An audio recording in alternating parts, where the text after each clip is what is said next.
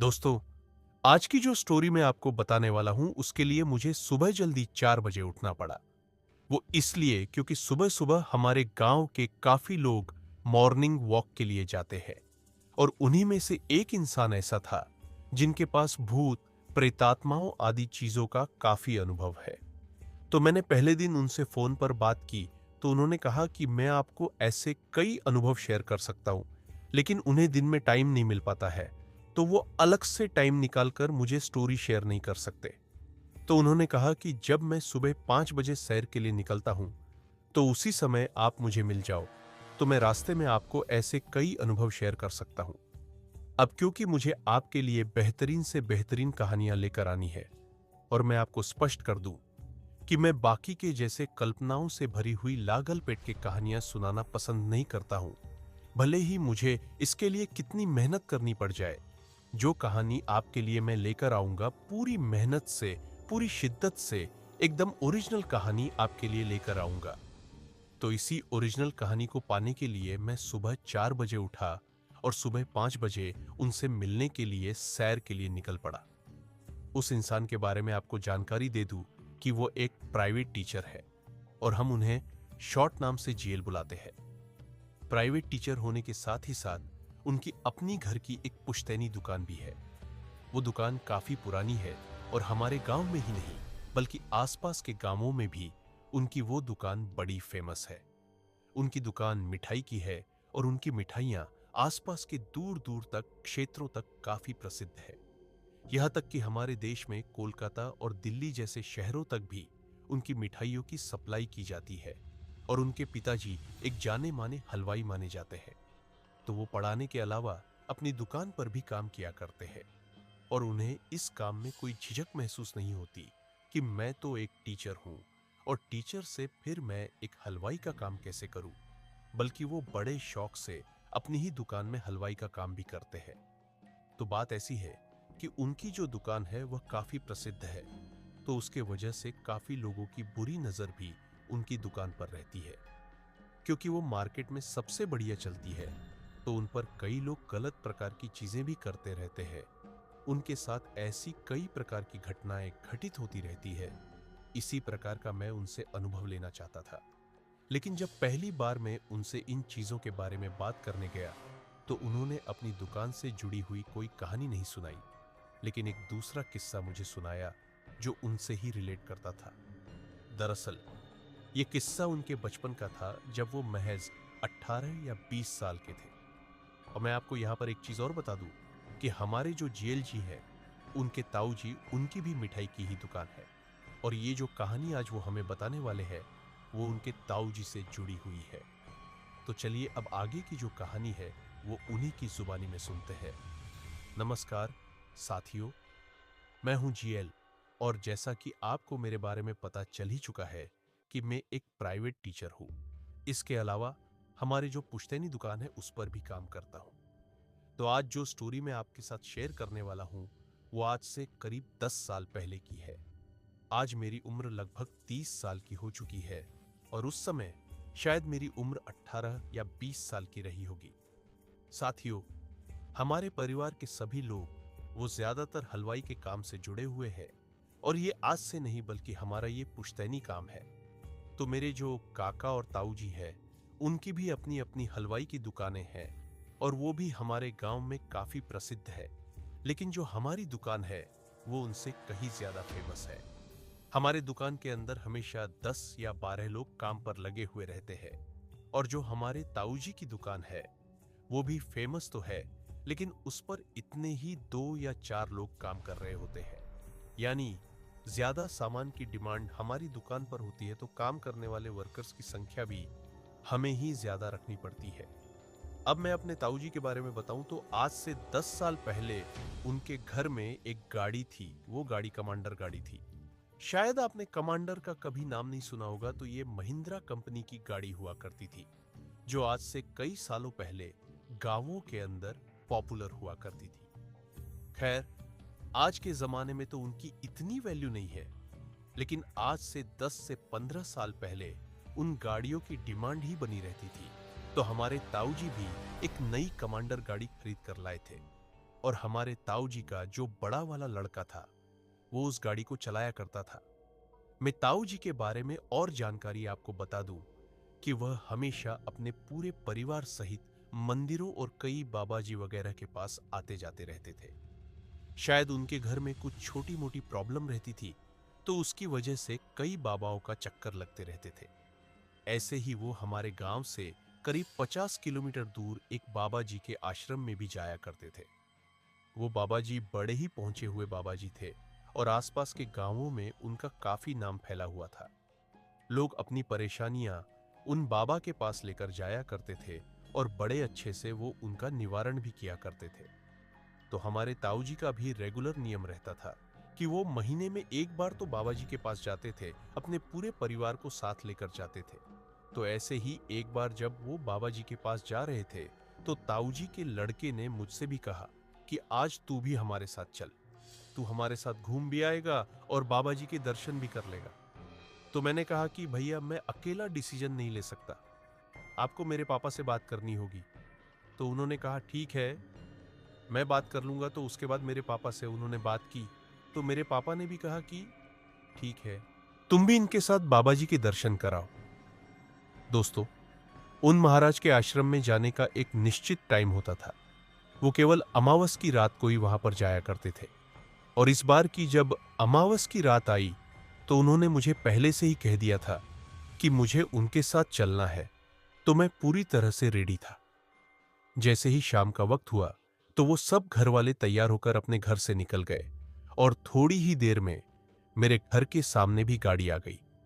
वहां पर पहले से ही मैं तैयार था, तो जैसे ही मैंने गाड़ी देखी तो मैं तुरंत उनके पास चलकर आ गया। वहां जाने के लिए ताऊ जी हमेशा ही शाम को करीब 8 बजे के समथिंग घर से निकलते थे और एक 1.5 घंटे के सफर को तय करने के बाद लगभग 9 या 10 बजे उस आश्रम में पहुंच जाने का कार्यक्रम निश्चित रहता था। लेकिन शायद उस दिन हमारे ताऊ जी की किस्मत खराब थी या उनके लड़के की। जैसे ही हम घर से निकले करीब 20 किलोमीटर चलने के बाद गाड़ी का टायर पंक्चर हो जाता है। अब समस्या यह नहीं थी कि गाड़ी का टायर पंक्चर हो गया, समस्या यह थी कि उस समय रात के 9 बज चुके थे और उस रास्ते पर कोई पंचर वाला नजर नहीं आ रहा था। अब अक्सर वह गाड़ी के अंदर हमेशा एक एक्स्ट्रा टायर रखते हैं, लेकिन पिछले 15 दिन से उनकी गाड़ी का टायर उस पंक्चर वाले की दुकान में ही पड़ा हुआ था और उन्हें वहां से उठाकर लाने का टाइम नहीं मिल पाया था। अब मैं और मेरे ताऊ जी का लड़का 1-2 किलोमीटर आगे पीछे चक्कर काटते हैं उस सड़क पर ताकि हमें कोई पंचर की दुकान मिल जाए। लेकिन आधा पौन घंटा खराब करने के बाद भी हमें कोई पंचर की दुकान नहीं मिली। थक हार कर हम अपने ताऊ जी के पास वापस आ गए।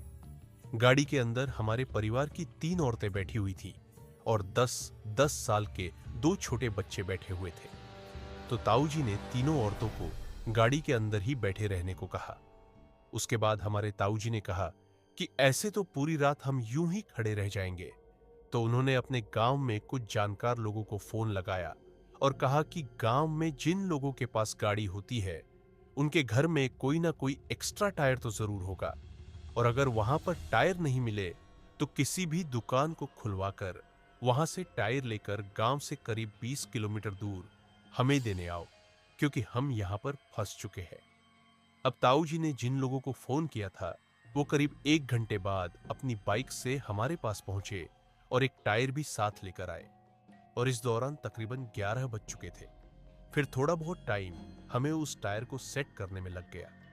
इसी तरह लगभग 11:30 तक हम उस सुनसान रास्ते पर ही खड़े थे और अभी उस महाराज के 5 पहुंचने के लिए हमें 30 किलोमीटर का रास्ता और तय करना था। लेकिन फिर इसके बाद सब कुछ ठीक हो जाता है। गाड़ी आराम से दोबारा शुरू हो जाती है और हम निकल पड़ते हैं, और जो लोग गांव से हमें टायर पकड़ा कर गए थे वो भी दोबारा गांव की ओर रवाना हो जाते हैं।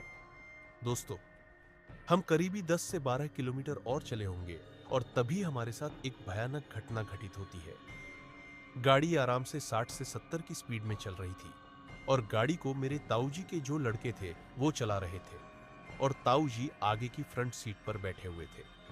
लेकिन अचानक से ताऊ जी के लड़के जोर से उस गाड़ी को ब्रेक मारते हैं। इतनी जोर से ब्रेक मारते हैं कि मिन जो पीछे बैठे हुआ था, ब्रेक मारते ही लुढ़कते हुए आगे की सीट पर आकर गिर जाता हूं।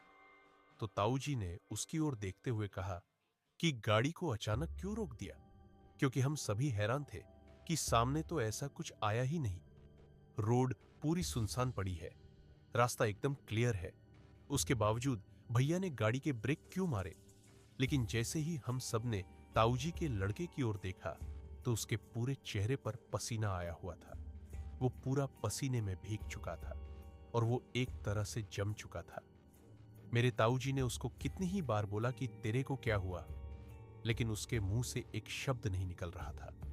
हम सभी जोर जोर से उसको पूछ रहे थे कि गाड़ी को क्यों रोक दिया, लेकिन उसका चेहरा केवल सामने की ओर था। आवाज उसके मुंह से निकल नहीं रही थी और उसके हाथ गाड़ी के स्टीयरिंग पर जम चुके थे। उनमें कोई मूवमेंट नहीं हो रहा था। उसका चेहरा एकदम लाल हो गया था। मेरे ताऊजी उसके हाथों को जोर जोर से हिला रहे थे, लेकिन वह कोई जवाब नहीं दे रहा था। उसके पूरे शरीर की धड़कन तेज हो रही थी। पूरे शरीर पर पसीना टपक रहा था। आंखें खुली की खुली रह गई थी। आखिर 5-7 मिनट के बाद अचानक से वो जोर से सांस लेता है और कहता है कि आदमी मर गया है। हमारी गाड़ी के नीचे अभी अभी आकर एक आदमी खत्म हो गया है। उसकी आवाज में हकलाहट हो रही थी। उससे क्लियर बोला भी नहीं जा रहा था। लेकिन ताऊजी उसे कहते हैं कि सामने कोई आदमी आया तो नहीं, हमने किसी का एक्सीडेंट नहीं किया, तो फिर गाड़ी के नीचे आकर कोई कैसे मर सकता है? लेकिन उसने कहा कि नहीं, मैंने अपनी आंखों से देखा है और हमारी गाड़ी के नीचे एक लड़का आकर खत्म हो चुका है, इसीलिए ही मैंने गाड़ी के ब्रेक लगाए हैं। तो ताऊजी ने कहा कि चल अभी मेरे साथ गाड़ी से नीचे उतर और देखते हैं कि कहां पर कौन खत्म हो चुका है। लेकिन ताऊजी का लड़का नीचे उतरने से मना कर देता है। वो कहता है कि नहीं, मुझे बहुत डर लग रहा है, मैं गाड़ी से नीचे नहीं उतरूंगा। उसके बाद ताऊजी खुद अकेले ही गाड़ी के नीचे उतर जाते हैं और उनके पीछे पीछे मैं भी उतर जाता हूं। ताऊजी गाड़ी के नीचे टॉर्च की रोशनी में कुछ देखते हैं, लेकिन उन्हें नीचे कुछ भी नजर नहीं आता है। उसके बाद मैं भी नीचे होकर देखता हूं, लेकिन मुझे भी कुछ भी नजर नहीं आता है। फिर ताऊजी भैया को आवाज लगाकर कहते हैं कि गाड़ी से नीचे तो आकर देख, यहां पर नीचे कुछ भी नहीं है। आखिर काफी देर बाद हिम्मत करके वो गाड़ी से नीचे उतरता है तो ताऊजी उसको टॉर्च की लाइट गिराते हुए दिखाते हैं कि देख, यहां पर तो कोई इंसान मरा हुआ नहीं है। हमारी गाड़ी के नीचे किसी का भी एक्सीडेंट नहीं हुआ। अब हमारे ताऊजी का लड़का नीचे की ओर देखता है तो उसे भी नीचे कुछ भी नजर नहीं आता है और ये देखकर वो बुरी तरह हैरान हो जाता है कि आखिर ऐसा कैसे हो सकता है कि जिस लड़के का एक्सीडेंट उसके हाथों हुआ हो, उसकी कोई लाश वगैरह तो यहां पर मौजूद ही नहीं है। वह अपने माथे को पकड़कर जोर जोर से सांस लेने लगता है और कुछ ही कुछ हड़बड़ाने लगता है और कहता है कि ऐसा नहीं हो सकता, मैंने अपनी आंखों से देखा है। तो वो दोबारा गाड़ी के नीचे जाकर देखता है और वहां पर अपने हाथों को आगे की ओर करता है, पैरों को गाड़ी के नीचे लेकर जाता है और जैसे ही वो अपने हाथ और पैरों को बाहर निकालता है तो उसके जूते के अंदर खून लगा हुआ होता है और उसके हाथों की अंगुलियां खून से सनी हुई होती है। और ये देखकर अचानक वो बुरी तरह चिल्ला उठता है। वो कहता है कि ये देखो, मेरे हाथों में खून ही खून कहां से आया। दोस्तों, उसके हाथों में खून देकर मेरे ताऊजी भी वापस गाड़ी के नीचे जाते हैं और दोबारा वहां पर टॉर्च की रोशनी में सब कुछ अच्छे से देखते हैं, लेकिन न तो उन्हें कोई खून नजर आता है और न ही कोई इंसान नजर आता है। लेकिन जब वो भैया के हाथों को देखते हैं तो उसके हाथों में वाकई में खून लगा हुआ था और उसके जूतों में भी खून के निशान बने हुए थे। तो ताऊजी कहते हैं कि कोई बात नहीं, अभी मैं तेरे हाथ पानी से धुला देता हूं। और फिर हम महाराज जी के आश्रम में चलते हैं तो वहां पर उनको पूरी घटना बताते हैं। ताऊजी अपने हाथों से अपने लड़के को पकड़कर गाड़ी के सामने लेकर आते हैं, जहां गाड़ी की हेडलाइट्स में उसके हाथों को देखते हैं और उसके हाथों में जो खून के धब्बे लगे हुए, तो उनको धोने के लिए मुझे कहते हैं कि तू गाड़ी के अंदर से पानी की बोतल लेकर आ। ताऊजी के कहने के अनुसार मैं गाड़ी के अंदर पानी की बोतल लेने के लिए आ जाता हूं कि अचानक बाहर जोर से ताऊजी के चिल्लाने की आवाज आती है। मैं पानी की बोतल को वहीं पर छोड़कर तुरंत ही गाड़ी से बाहर निकल के आता हूँ तो देखता हूँ कि मेरी आंखों के सामने ताऊजी के लड़के अपने आप सड़क पर घसीटते हुए जा रहे थे, जैसे तो उनकी कोई कॉलर पकड़कर खींच रहा हो और मेरे ताऊजी वहां पर खड़े खड़े अपने हाथों से उनको अपनी ओर खींचने की कोशिश कर रहे थे। दोस्तों, ये देखकर मेरा कालजा फट जाता है। मेरे मुंह से एक शब्द तक नहीं निकल पाता है। मैंने अपनी आंखों के सामने पहली बार ऐसा भयानक मंजर देखा था। मुझे समझ में नहीं आ रहा था कि यह हो क्या रहा है और ऐसा लग रहा था कि मेरी जान अभी निकल जाएगी। अब मैं उम्र में छोटा था तो ऐसा वाकया देखकर बहुत ज्यादा डर गया था और अंदर जो औरतें बैठी हुई थी वो भी भागकर बाहर निकल कर आती है, लेकिन तब तक वो ताऊजी के लड़के झाड़ियों के अंदर चले जाते हैं और मेरे ताऊजी सड़क पर ही हाथों से उसको खींचते हुए रह जाते हैं। ताऊजी मेरे पास आते हैं और कहते हैं कि गाड़ी के अंदर से सीट के नीचे एक मोटा और बड़ा सा सरिया रखा हुआ है तो उसको निकाल कर ला। लेकिन मेरे पैर उठ ही नहीं रहे थे, मेरे हाथ बुरी तरह कांप रहे थे। तो ताऊजी मेरा हाथ पकड़ते हैं और कहते हैं कि डरने की कोई जरूरत नहीं है, जब तक मैं हूं तुम्हें कुछ नहीं होने दूंगा, तू बस गाड़ी के नीचे से सरिया निकाल के ला। दोस्तों, मैं जैसे तैसे करके अपने पैरों को उठाता हूं और सीट के नीचे से एक लंबा सा लोहे का सीरिया निकालकर अपनी ताऊजी को लाकर पकड़ता हूं। ताऊजी मुझे कहते हैं कि तू मेरे साथ चल, लेकिन मैं मना कर देता हूं। लेकिन ताऊजी मुझे कहते हैं कि तुझे कुछ नहीं करना, केवल मुझे ये टॉर्च दिखा देना, क्योंकि मेरी दूसरे हाथ में सीरिया रहेगा तो तू मेरे पीछे पीछे रहना, आगे आगे मैं रहूंगा। अब ऐसी मुसीबत में अपने ताऊजी को देखकर मैं उन्हें मना नहीं कर पाया तो मैंने कहा, ठीक है, मैं आपके पीछे पीछे रहूंगा और आप आगे आगे रहना। ताऊजी घर की औरतों को कहते हैं कि तुम गाड़ी से बाहर पैर मत रखना और पूरी गाड़ी के पर्दे वगैरह बंद कर लो। अब उनकी वो कमांडर गाड़ी थी तो उसमें कोई फाटक वगैरह तो था नहीं, केवल पर्दे लगे हुए थे। तो अंदर जो 3 औरतें थी और बाकी 2 बच्चे थे, उनको अंदर बैठा देते हैं और उनको कहते हैं कि चाहे कुछ भी आए यहां से बाहर मत निकलना। दोस्तों, मैं और ताऊजी झाड़ियों की ओर आ जाते हैं जहां पर मेरे बड़े भाई यानी कि ताऊजी के लड़के घसीटते हुए पहुंच गए थे। आगे आगे ताऊजी अपने हाथों में सीरिया पकड़े हुए चल रहे हैं और अपने मन ही मन कुछ मंत्र बोलते जाते हैं। अब चूंकि मैंने आपको पहले ही बताया था कि हमारे जो ताऊजी है वो हमेशा से ही कई बाबा जी वगैरह के पास जाते रहे हैं और खुद भी हनुमान जी की भक्ति करते हैं, तो थोड़ी बहुत ऐसी चीज वो जानते थे और इसी वजह से उन्हें इन चीजों का डर भी नहीं लग रहा था जितना मुझे लग रहा था। मैं तो बस उनके पीछे पीछे हाथों में टॉर्च लिए चल रहा हूं। लेकिन जैसे ही हम उन झाड़ियों के पास पहुंचे तो हमें वहां पर कुछ भी दिखाई नहीं दे रहा था, ना हमें बड़े भैया मिल रहे थे, ना उनका कोई निशान मिल रहा था। तो ताऊजी मुझे कहते हैं कि हमें थोड़ा और आगे जाना पड़ेगा। तो मैंने कहा, ठीक है, अब हमें भैया को तो ढूंढना ही पड़ेगा। हम करीब 15 से 20 मिनट तक ताऊजी को लड़के को ढूंढते हैं, लेकिन वो हमें कहीं भी नजर नहीं आते हैं। थक हार कर हम वापस गाड़ी के पास आ जाते हैं, क्योंकि दूसरी ओर हमें अपने परिवार की औरतों और बच्चों की भी चिंता हो रही थी। अब ताऊजी अपने फोन को निकालते हैं और कहीं पर फोन करने की कोशिश करते हैं और शायद मेरे हिसाब से वो किसी बाबा जी को कॉल कर रहे थे, लेकिन चूंकि उस जंगल में नेटवर्क नहीं आ रहा था तो फोन नॉट रीचेबल दिखा रहा था। अब वो गाड़ी के बाहर खड़े खड़े परेशान हो रहे थे और अंदर वो औरतें बुरी तरह डरी हुई थी और मेरी तो हालत पूछो ही मत। मुझे तो ऐसा लग रहा था कि शायद आज ही मेरी जिंदगी का आखिरी दिन है और मैं सुबह घर वालों के पास जिंदा सही सलामत नहीं पहुंच पाऊंगा और सोच रहा था कि मैं कहां इस मुसीबत में फंस गया। अगर मैं अपने बड़े भैया को मना कर देता तो मुझे उनके साथ नहीं आना पड़ता और मैं इस मुसीबत में फंसता ही नहीं, लेकिन होनी को कौन टाल सकता है। न तो उन्हें इस चीज का कोई अंदाजा था और न मुझे कोई अंदाजा था। इधर मेरे ताऊजी मन ही मन कुछ मंत्र वगैरह पढ़ते जा रहे थे और अंदर ही अंदर शायद भगवान से प्रार्थना कर रहे थे। थोड़ी देर बाद वो वापस मेरे पास आते हैं। मैं गाड़ी के अंदर बैठा हुआ था। वो मुझे कहते हैं कि एक बार फिर मेरे साथ दोबारा चला। तो मैंने कहा कि हम अभी थोड़ी देर पहले ही तो जाकर आए हैं। तो उन्होंने कहा कि इस बार हमें वो ज़रूर मिल जाएगा। तो मैंने कहा कि किस ओर चलना है? तो उन्होंने कहा कि और कहीं नहीं, केवल उसी झाड़ी के पास जाना है जहां पर वो गायब हुआ था। तो मैं दोबारा उनकी गाड़ी से बाहर निकलता हूं और हाथों में टॉर्च लेकर सामने उस झाड़ी की ओर जाते हैं। अब जैसे ही हम वहां पर पहुंचते हैं तो हमें भैया बेहोशी की हालत में पड़े हुए मिलते हैं। मुझे कुछ समझ में नहीं आ रहा था कि अभी 15 से 20 मिनट पहले तो हम यहाँ पर अच्छी तरह देख कर गए थे।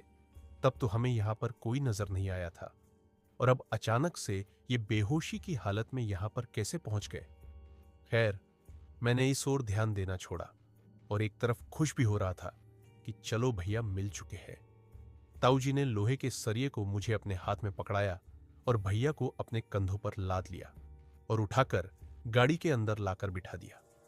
जो गाड़ी के अंदर औरतें बैठी हुई थी, उनमें मेरी एक ताई जी थी और दूसरी इन भैया की पत्नी यानी मेरी भाभी थी, और तीसरी एक और महिला थी।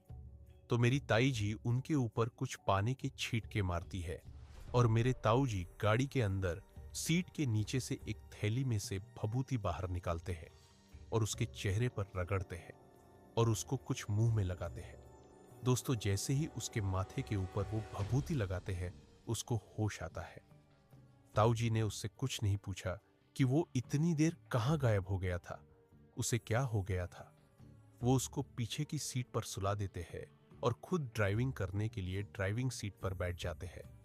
अब वहां से वो गाड़ी को फुल स्पीड से चलाना शुरू करते हैं और आधे घंटे के अंदर ही हम उन महाराज के आश्रम में पहुंच जाते हैं, जहां पर पहले से ही काफी सारे लोग बैठे हुए होते हैं और कुछ भजन कीर्तन वगैरह वहां पर चल रहा होता है।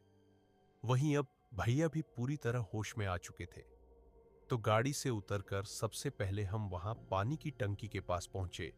सभी ने अपने पैरों और हाथ मुंह को धोया। वहां पर गर्म गर्म चाय बन रही थी, तो सभी हम एक एक कप चाय पिए। उसके बाद कीर्तन में बैठ गए। करीब 1 घंटे के बाद हमारा नंबर उन महाराज जी के पास आता है। तो ताऊ जी ने महाराज जी को अभी अभी जो घटना हमारे साथ घटी थी उसको पूरे विस्तार से बताते हैं और कहते हैं कि हम इसी वजह से आज लेट हो गए थे, वरना हम 10 बजे तक आपके पास पहुंच जाते। ताऊ जी महाराज जी से पूछते हैं कि हमें तो पूरे रास्ते में ऐसा कुछ भी नहीं नजर आया था, तो फिर उनके लड़के को ही गाड़ी में ऐसा क्या नजर आता है? तो महाराज इसके बाद हमें इसकी असली वजह बताते हैं, और वो वजह दोस्तों आपको भी अच्छी तरह जाननी चाहिए, क्योंकि ये जो चीज है वो किसी भी इंसान के साथ हो सकती है। महाराज जी हमें बताते हैं कि हर इंसान के अपने गण होते हैं। किसी के गण देवता के रूप में होते हैं और किसी के गण राक्षसी रूप में होते हैं। अगर किसी भी इंसान को कोई साया वगैरह दिखाई देता है, इसका मतलब है कि उसके जो गण है वो उस राक्षस के साथ मैच हो जाते हैं। वही अगर कोई देवता के गणों वाला इंसान उसके बराबर में भी खड़ा होगा तो भी उसे वो चीज दिखाई नहीं देगी। तो महाराज जी ने बताया कि हमारे जो भैया है उनके जो गण है वो पूरे राक्षसी गण है। अब दोस्तों, राक्षस गण होने का मतलब ये नहीं है कि उस इंसान के अंदर राक्षसों के जैसा व्यवहार हो जाता है। इसका मतलब ये हुआ कि जब भी उसे कोई आत्मा, डायन, चुड़ैल या कुछ साया वगैरह उसके आसपास घूम रहा होगा, तो उसके जो गण है वो उस राक्षस के साथ मिल जाते हैं और इस वजह से वो चीज उस इंसान को दिखाई देने लगती है। ये वही गण होते हैं जो हम हिंदुओं के अंदर जब लड़के और लड़की की शादी की जाती है तो उनके गणों को आपस में मिलाया जाता है। तो कुछ लोगों के लिए जो गण होते हैं वो कम प्रभावशाली होते हैं, वहीं कुछ लोगों के उच्च प्रभावशाली होते हैं। तो जिन लोगों के गण डाउन होते हैं उन्हें जिंदगी भर भी कोई भी साया या कोई भी प्रेतात्मा, कोई भी चुड़ैल दिखाई नहीं देती है। उनको अक्सर रेगुलर ये चीजें दिखाई देती रहती है। हालांकि अगर वो इंसान पूजा पाठ वगैरह करता है, भक्ति वगैरह करता है, तो इन चीजों से उसका काफी हद तक बचाव हो जाता है। इसके बाद ताऊ जी बताते हैं कि उनके बड़े लड़के के साथ आज ही ऐसी कोई घटना नहीं हुई है, बल्कि इससे पहले भी काफी बार उसे कई तरह की चीजें दिखाई देती रही है। यानी उनके जो गण है वो हमेशा सामने वाले साए के साथ मैच हो जाते हैं। तो दोस्तों, इस पूरी कहानी के बाद जीएल ने मुझे बताया कि पहले वो इस प्रकार की चीजों पर बहुत कम विश्वास किया करते थे और इन चीजों को केवल लोगों की कल्पना ही बताया करते थे। लेकिन जब पहली बार उन्होंने अपनी आंखों के सामने ऐसी चीजें देखी, उसके बाद उन चीजों पर विश्वास होना शुरू हो गया था। समाप्त। तो दोस्तों, उम्मीद है आप सबको ये कहानी पसंद आई होगी। नमस्कार, धन्यवाद।